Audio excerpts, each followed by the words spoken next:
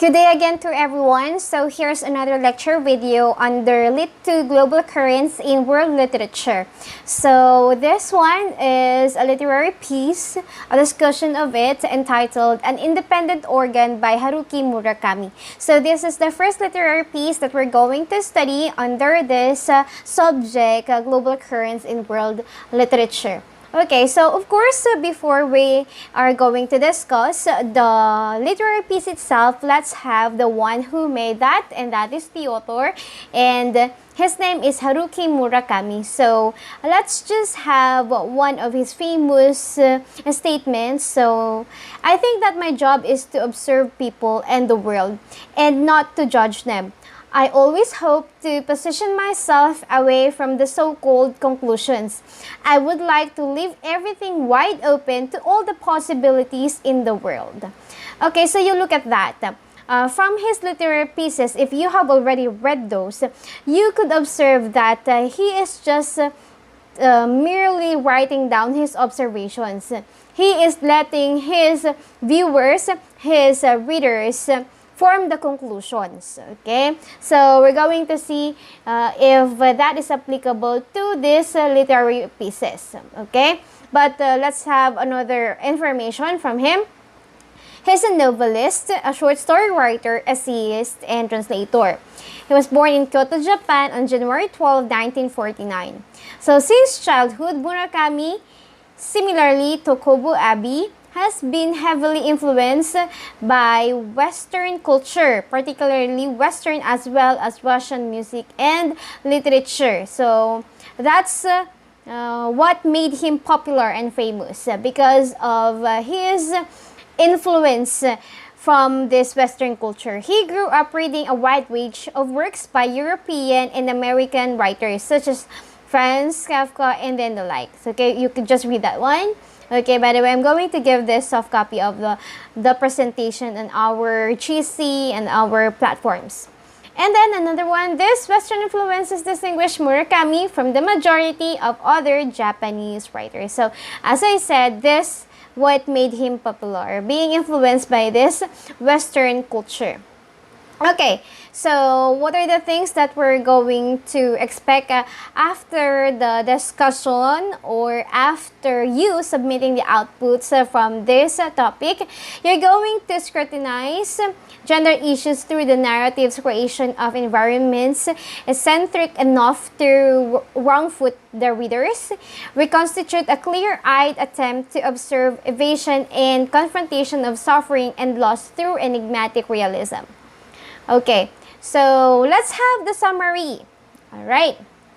Okay, so Tanimura tells of a time in his life when he regularly played squash with Dr. Tokai, a 52-year-old cosmetic surgeon and bachelor who has never lived a long-term or fallen in love with a woman. Okay, so let me just give you a background. Tanimura is a close friend of the protagonist. They met in a gym. Alright? Okay, and then they started playing squash with each other. Okay, so let's continue reading. So instead of falling in love with a woman, he dates married or committed women as he does not want to enter into a serious relationship with anyone. Okay? So you take note of our learning outcome, the gender issues. Okay, however, for the past 18 months, he has developed feelings for a 36-year-old married mother and asked Tanimura for advice. Okay, so actually the whole story revolved with Tanimura just giving a story of how Dr. Tokai asked for advice from these different problems that he encountered.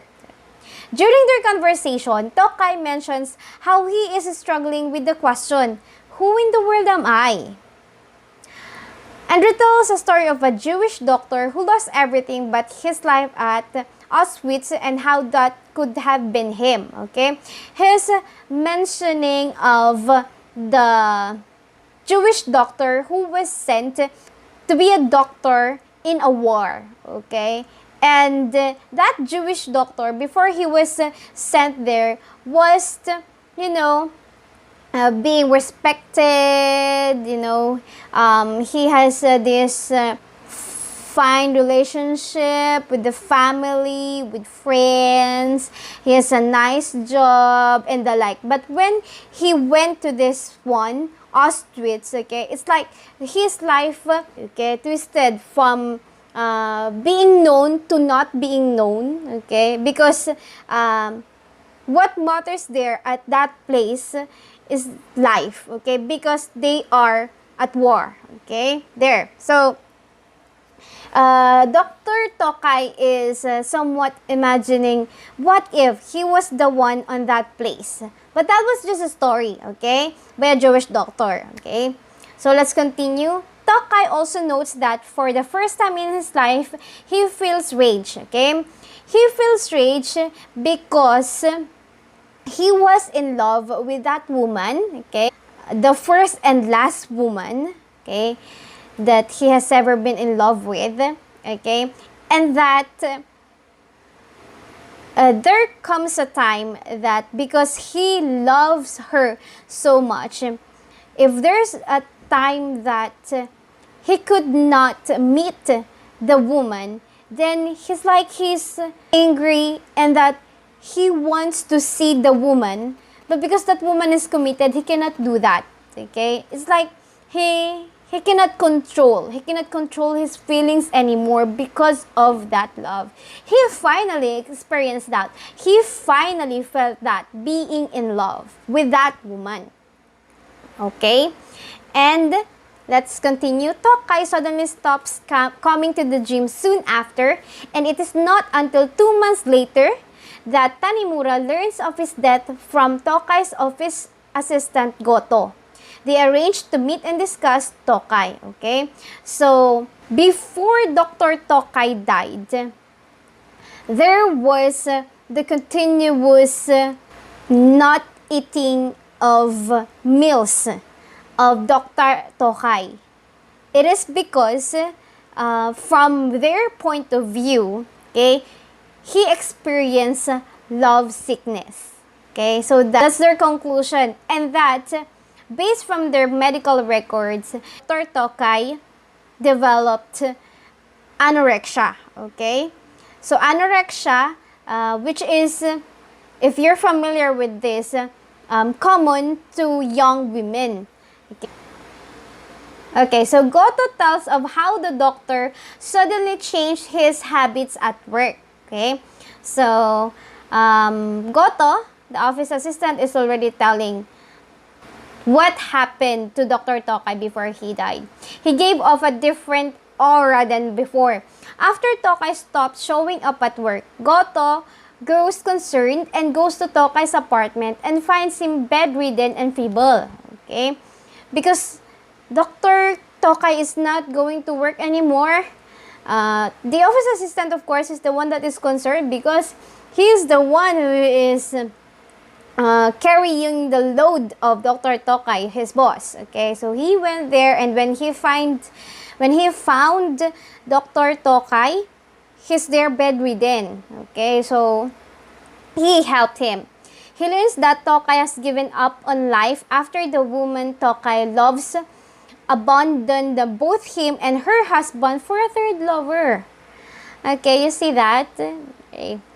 By the way, before this, Dr. Tokai was told by that woman that she cannot commit herself to Dr. Tokai because she has a husband. Okay? And then, it turned out to be like this. Okay? So how do you react with that one? Okay, now let's continue. Tokai, lovesick and heartbroken, condemns himself to a slow death by anorexia. This is what I'm telling you a while ago. Goto concludes by giving Tanimura a squash racket Tokai wanted him to have, and asked Tanimura to not forget Tokai. Okay, it's through Goto that Dr. Tokai made his last wish. Okay, so a squash racket. Okay, a squash racket is what he told to Goto to be given to Tanimura. It is because he really appreciates the company of Tanimura whenever he's asking for advice, and whenever he really wants to express what he's feeling inside. So he appreciates Tanimura, and he is asking if he could be remembered. Okay, but after this one, Tanimura seldom used that squash racket because, of course, he could remember all the memories and that the pain that Dr. Tokai experienced, when in fact, Dr. Tokai, based from the creator's point of view, Tanimura point of view, is really a wonderful man. Okay, he's really kind. Okay, it's just that on the part of women, okay, he really wants to be with the women who are already committed.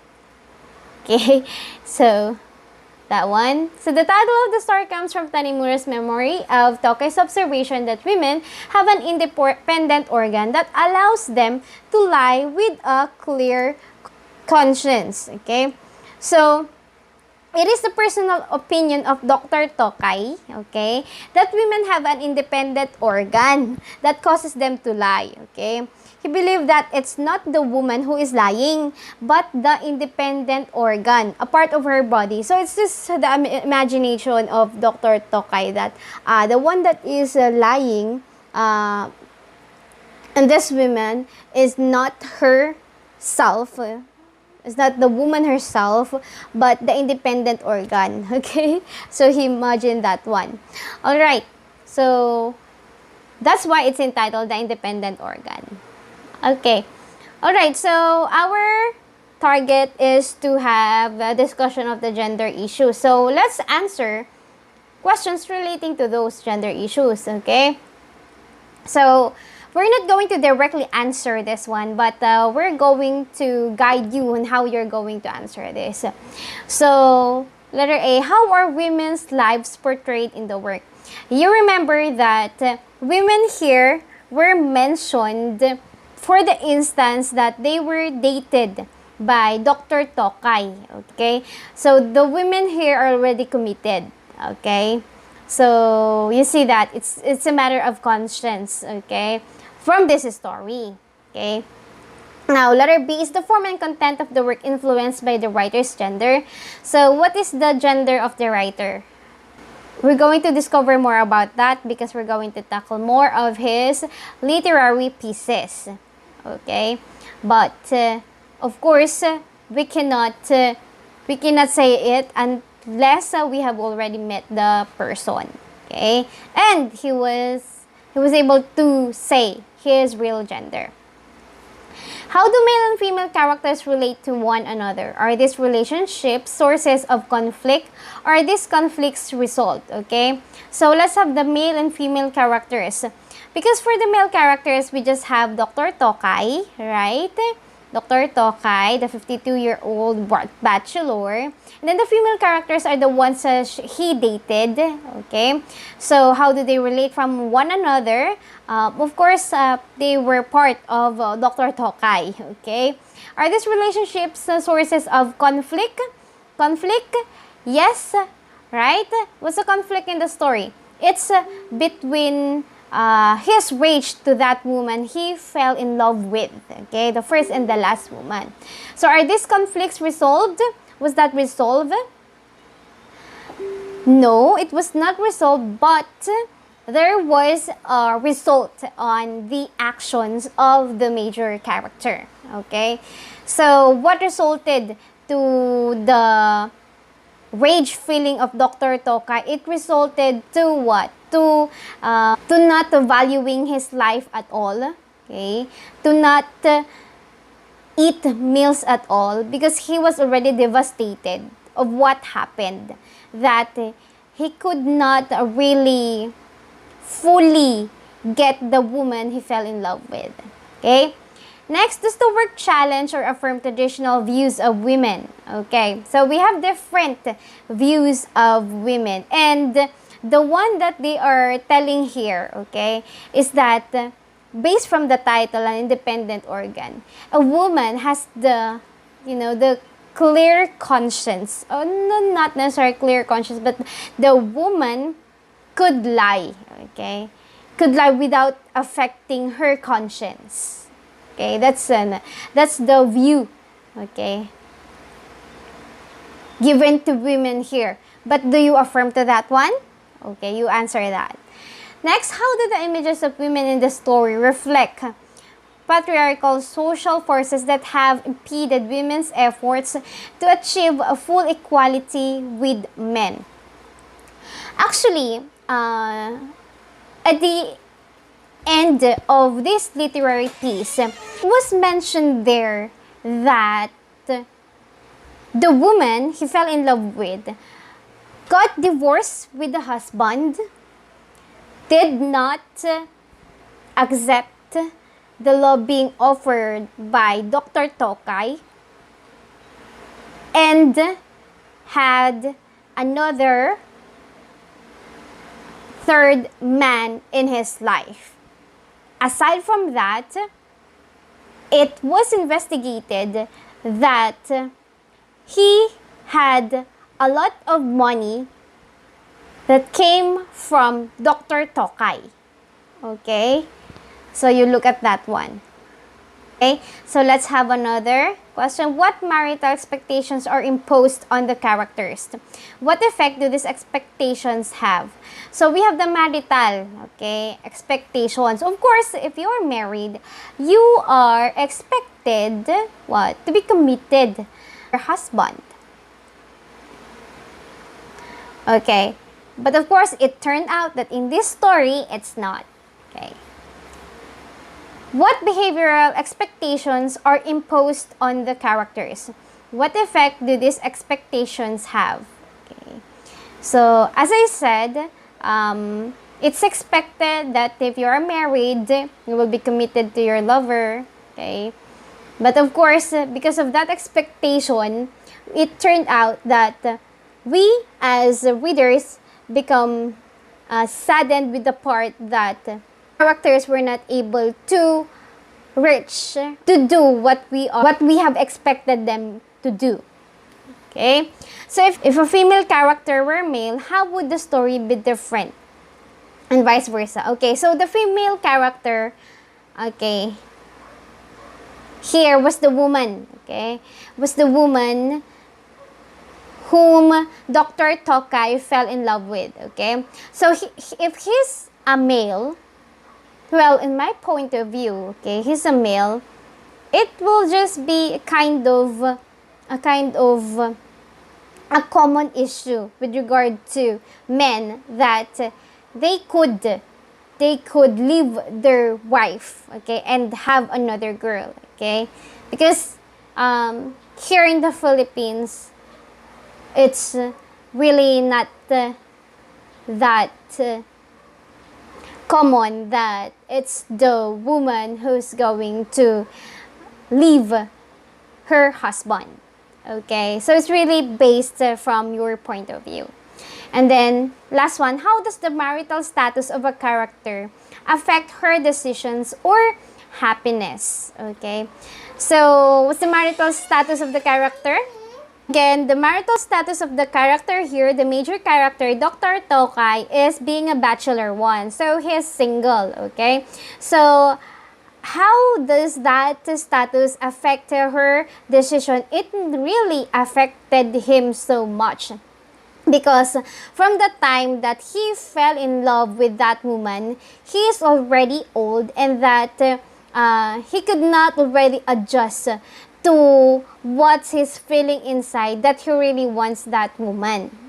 Okay? So it affected his happiness because of course at that time that you're old, you want to be with the woman you are in love with. But because he was used to meet committed women, he had that kind of situation in his life, and that it became his sadness.